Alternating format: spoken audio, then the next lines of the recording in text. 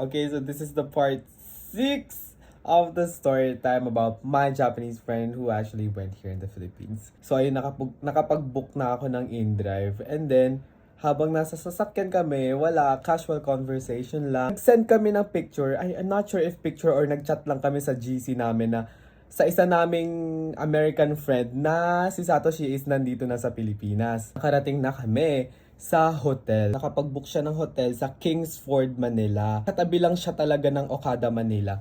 Tapos actually ang ganda rin ng hotel dun sa Kingsford ha. Siya yung pinalapit ko dun sa concierge pa yun, or like sa lobby.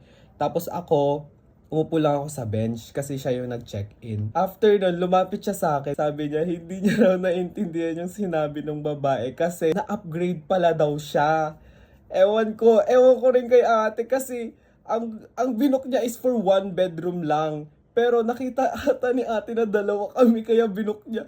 In-upgrade niya, naging 2 bedroom yung ano niya, yung nakuha niya.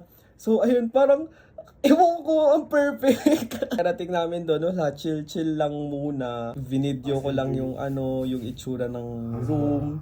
And then, nagtanong ako. Eto, ang kapal ng mukha ko. Kasi, tinanong ko kung pwede ba dito na lang ako magstay. Pero hindi today. For tomorrow. Kasi for tomorrow may pasok ako. Tapos na-amaze ako kasi ang cool lang niya. Like, parang normal lang. 2 higaan naman yun. So, syempre, okay lang sa kanya. After namin magbaba ng mga gamit sa room, like, tumambay muna kami for a few minutes. Tapos, nagugutom kasi siya. Tapos, nagugutom na rin naman na ako kasi anong oras na rin yun eh. Tapos, ayun, pumunta kami sa malapit na mall. Tapos ito,